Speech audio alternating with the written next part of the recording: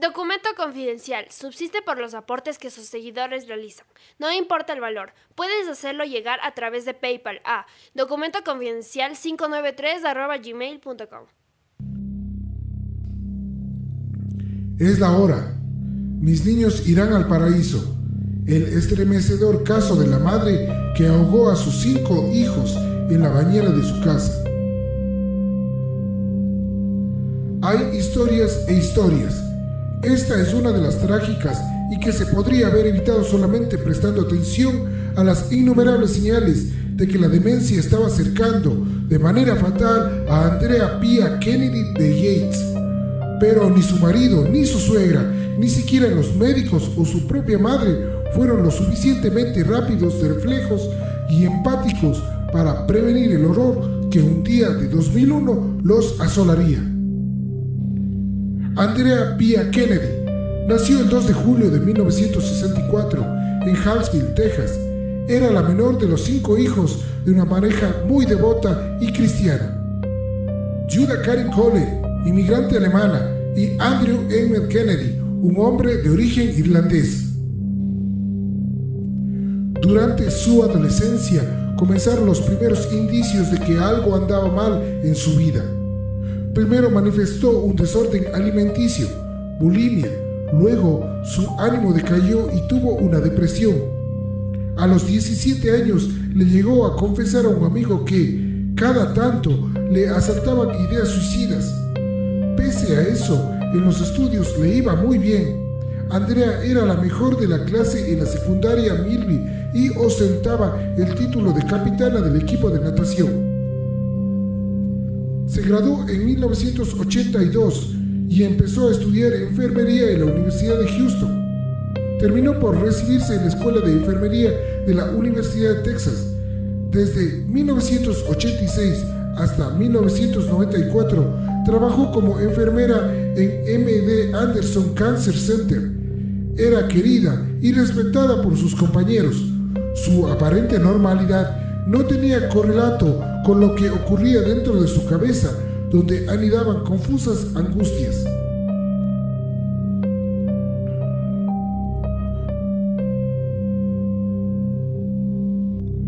Luego de un fracaso amoroso a los 24 años, tuvo una segunda depresión.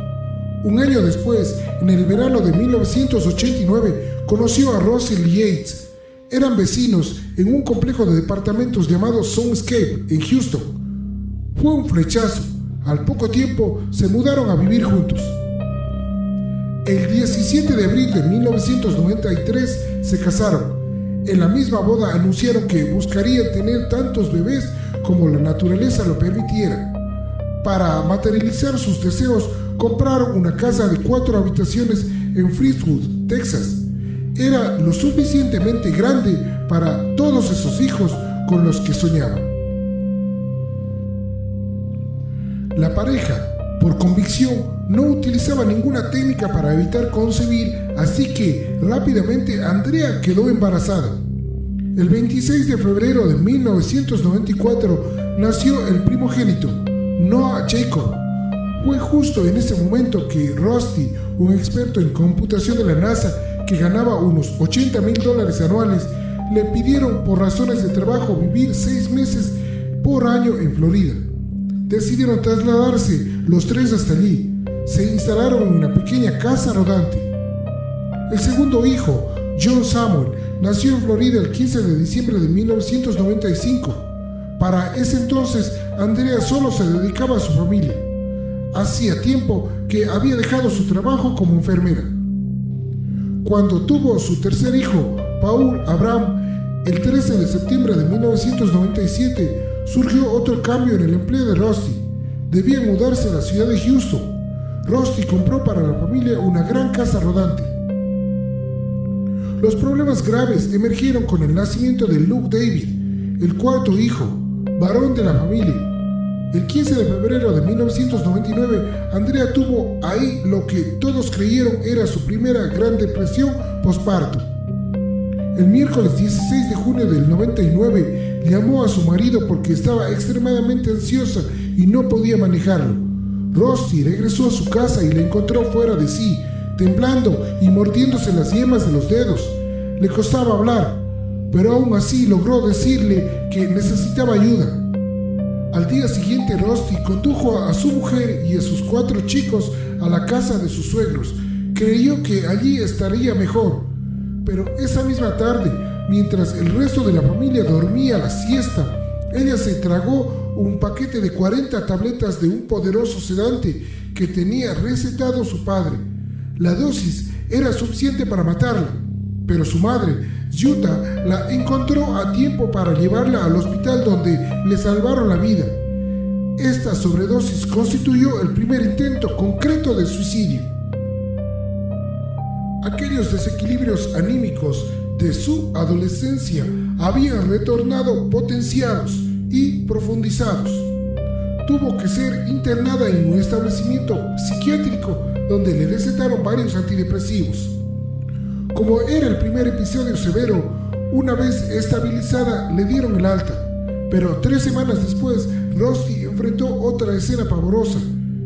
Encontró a Andrea en el baño mientras apretaba un cuchillo contra su propio cuello y le rogaba que la dejara morir. Fue derivada, una vez más, a un sanatorio y tratada con un cóctel de medicamentos, entre ellos un fármaco antipsicótico.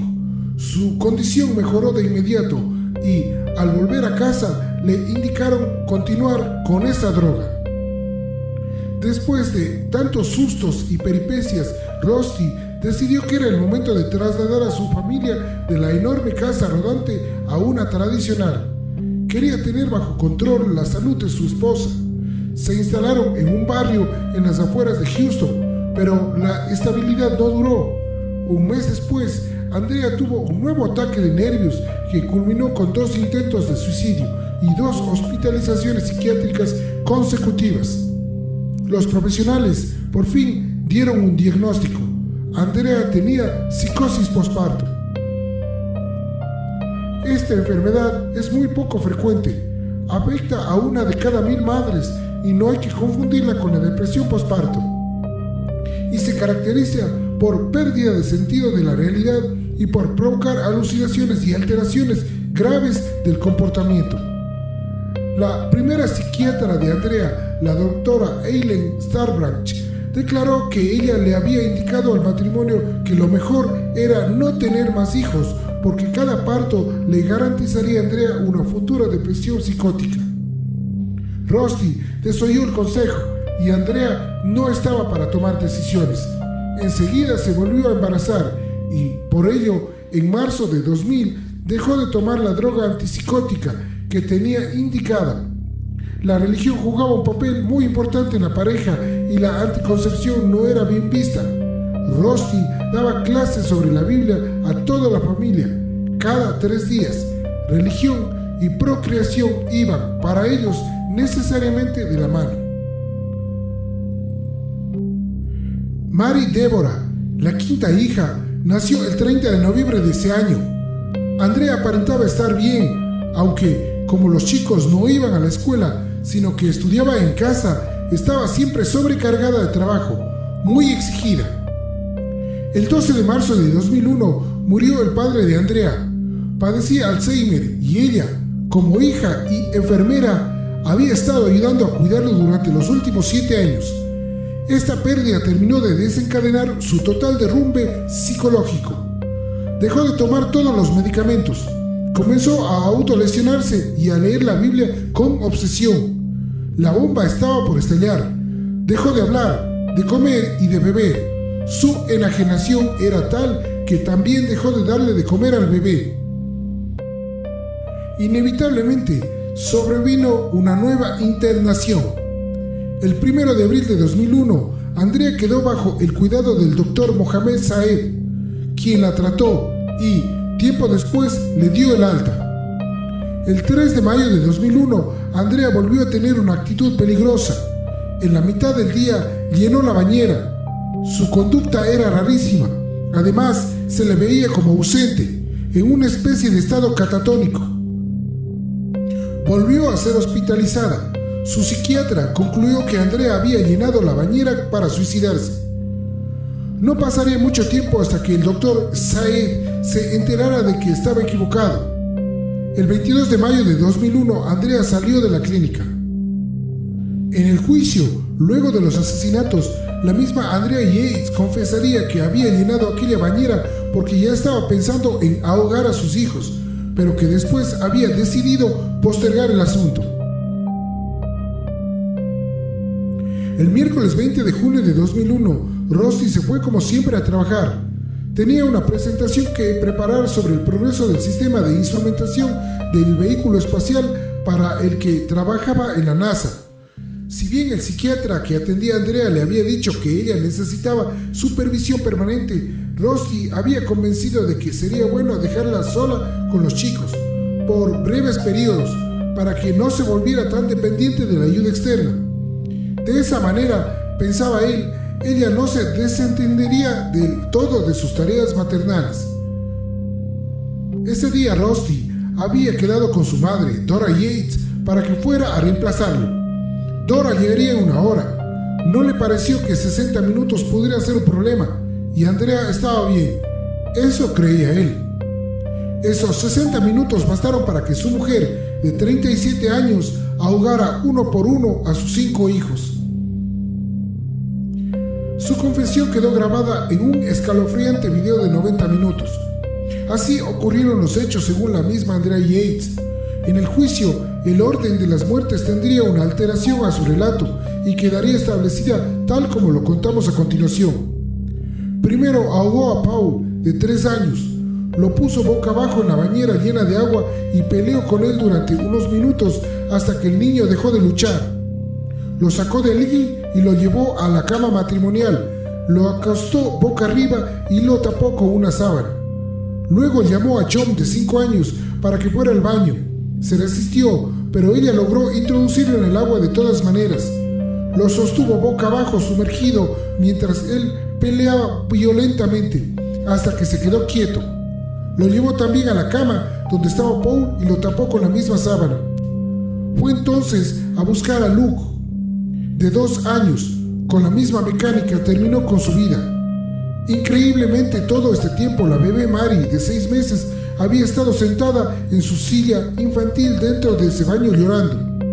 La levantó y la llevó al agua. Le tomó otro par de minutos que su hija dejara de moverse. Entonces llamó al mayor Noah, de 7 años. Él, obediente, entró al baño. Cuando vio a su hermana flotando en la bañera, confrontó a su madre y le dijo: ¿Qué le pasa a Mary?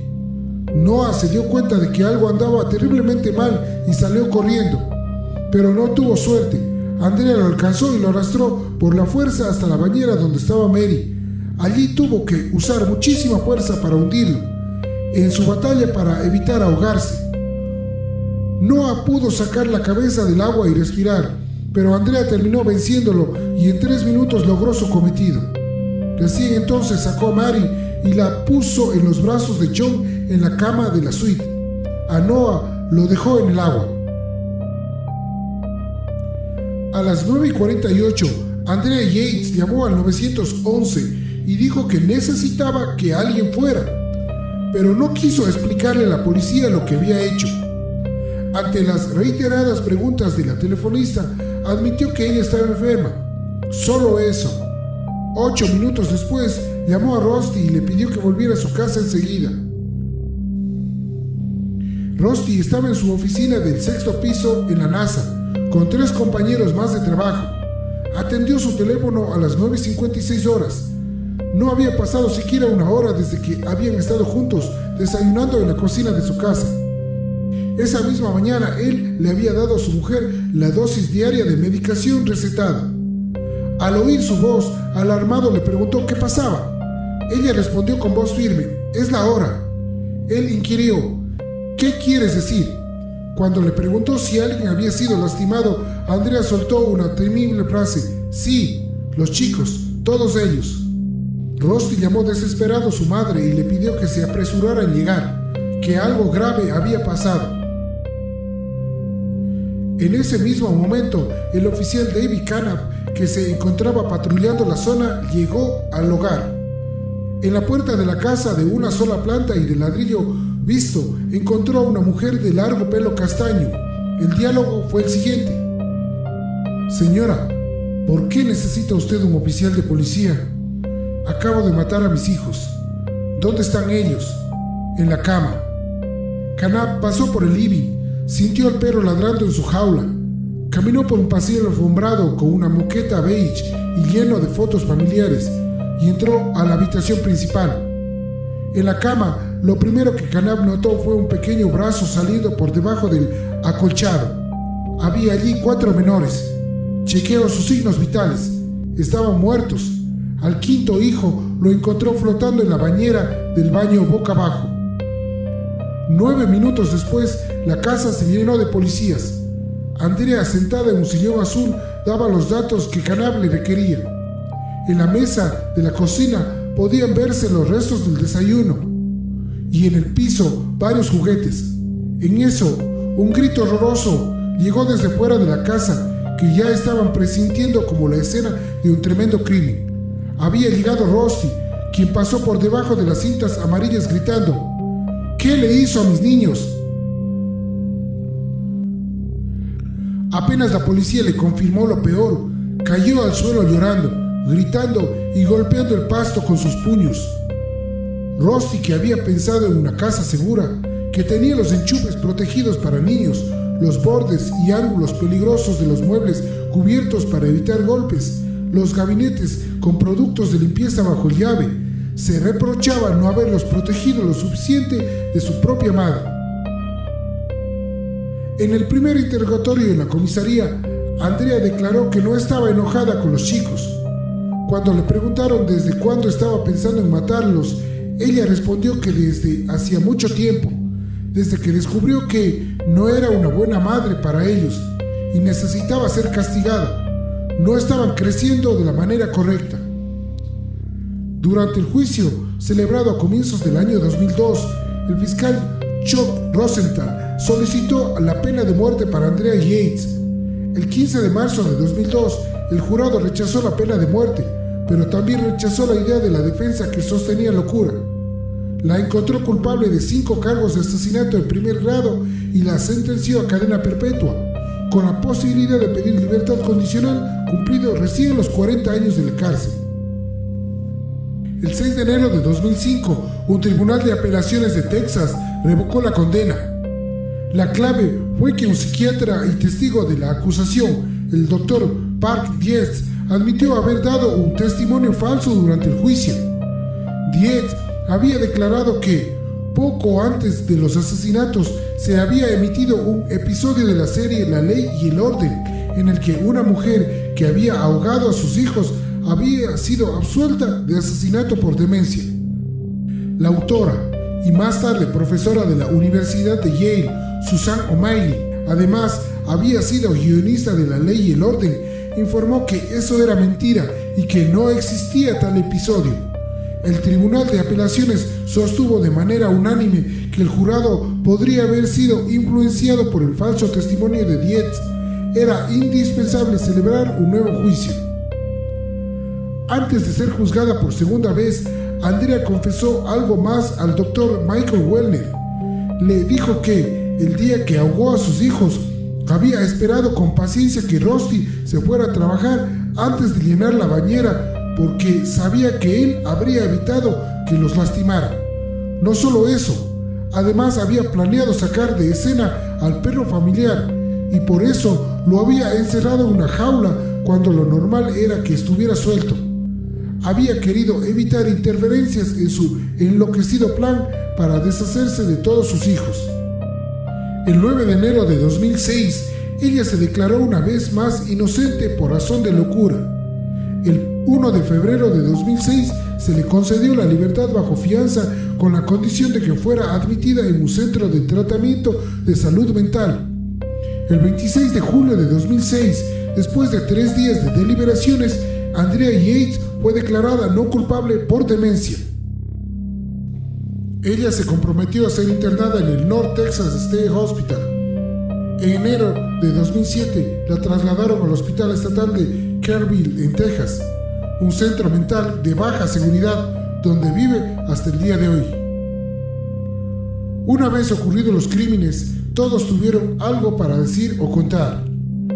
El padre y un hermano de Andrea habrían sufrido de depresión. La enfermedad mental no era algo extraño en la familia.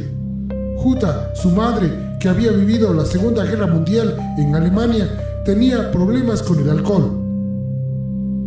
Brian Kennedy, otro hermano de Andrea, le relató al periodista Larry King en el programa Larry King Live de CNN que Rusty le había dicho en 2001 que todas las personas deprimidas necesitaban una patada rápida en los pantalones para ser motivadas. La madre de Andrea, Jutta Kennedy, expresó haber tenido inquietudes porque notaba que Andrea no estaba lo suficientemente estable como para cuidar de sus nietos. Jutta no la veía en su sano juicio, sobre todo luego de haber presenciado en una ocasión cómo Andrea casi había ahogado a Mary, todavía una bebé, intentando alimentarla con comida sólida. Por otro lado, el doctor Saed alegó no saber que Andrea no era supervisada constantemente. Dijo haberse enterado de esto cuando llamó a Rusty luego de ver la terrible noticia en la televisión. La primera psiquiatra que atendió a la acusada, la doctora Ellen Starbranch, manifestó haberse sorprendido cuando, durante una visita de la pareja al consultorio, ellos expresaron su deseo de no continuar con la medicación para que Andrea pudiera seguir teniendo más hijos. La profesional les había advertido que buscar más embarazos era sumamente peligroso para la psiquis inestable de Andrea. En su informe médico escribió: aparentemente la paciente y su esposo planean tener tantos bebés como la naturaleza lo permita.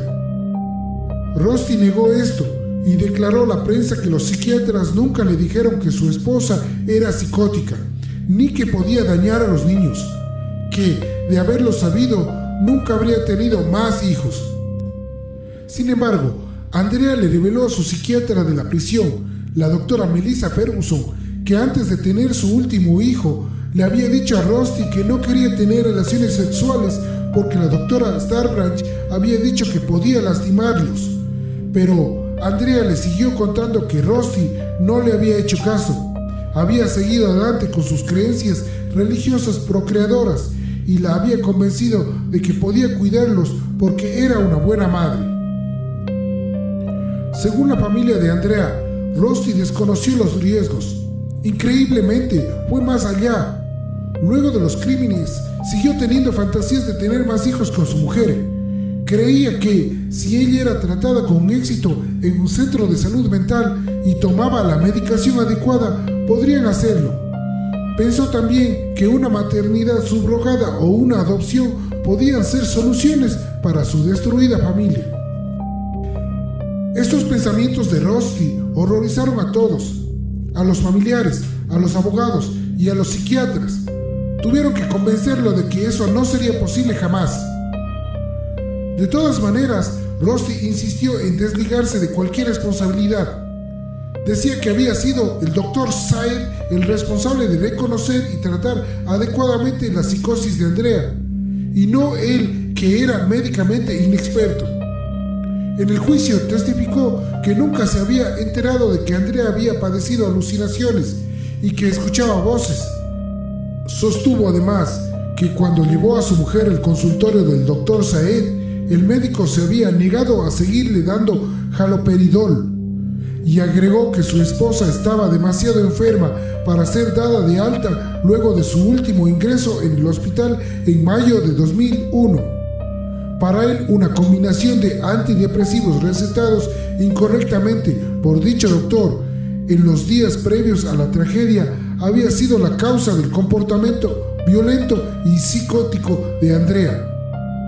Estaba tomando 450 miligramos de venlafaxina, entre otros medicamentos. Estaba muy sobremedicada, expresó Rusty.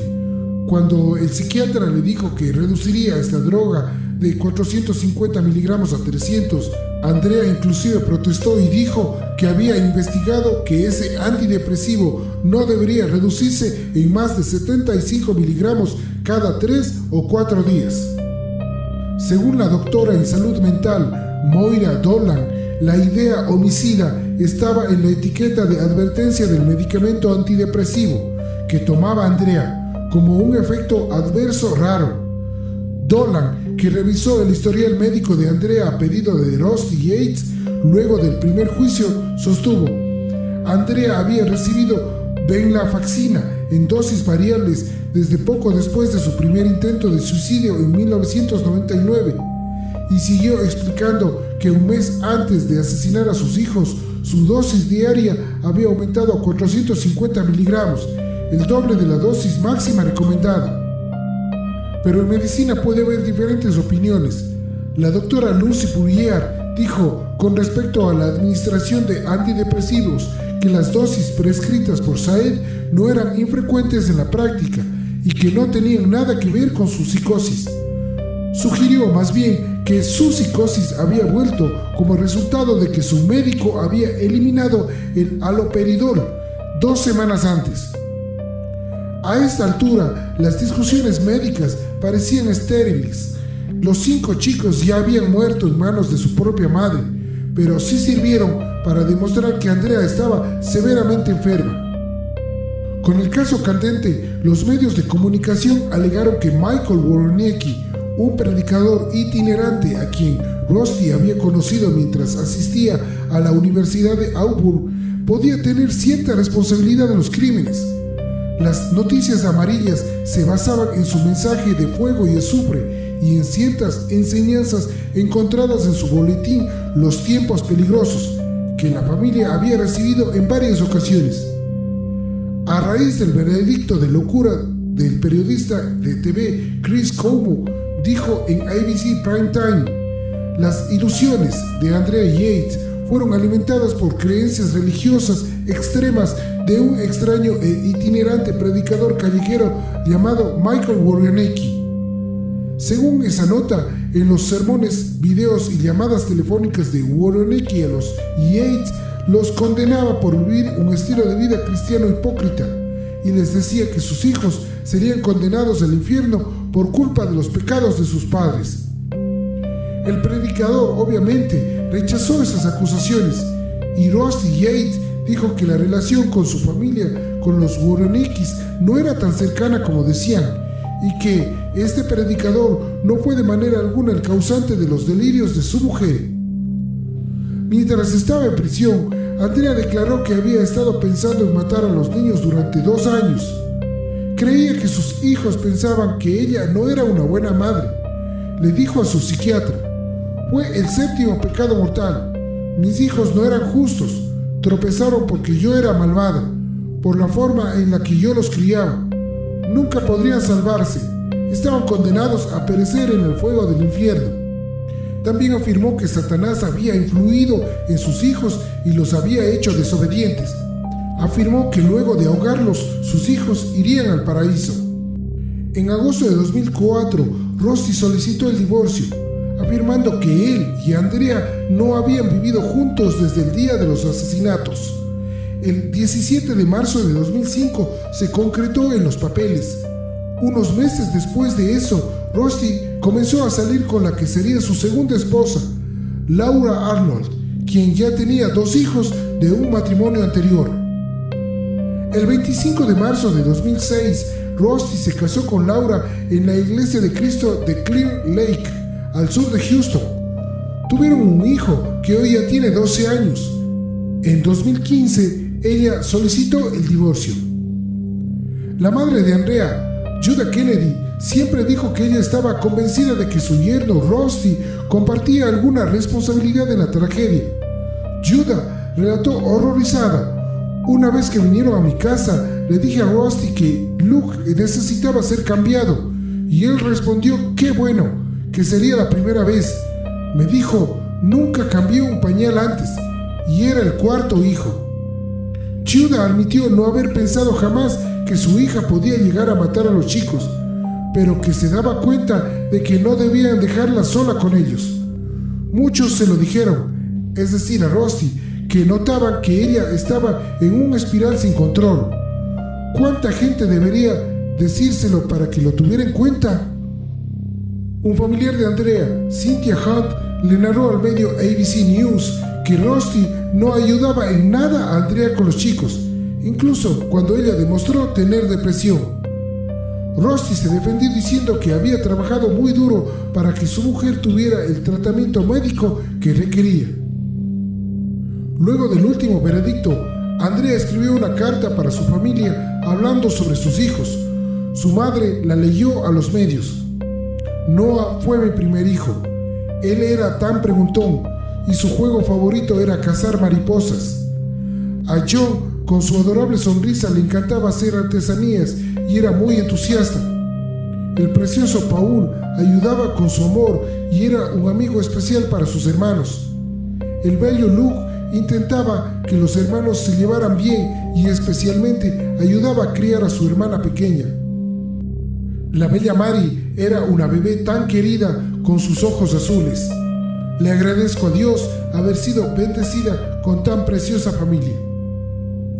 Rusty agregó que Andrea era una madre amorosa que nunca podría haber lastimado a sus hijos de no haber estado tan enferma mentalmente. En el año 2015, a 14 años de la tremenda pérdida de su familia, Rusty Yates habló en el programa de Oprah Winfrey. Allí reveló que una vez al mes seguía llamando a Andrea y que una vez al año la visitaba en el hospital para enfermos mentales. Oprah quiso saber si él la había perdonado. Respondió que sí, pero explicó: nunca en realidad la culpé a ella, siempre culpé a su enfermedad.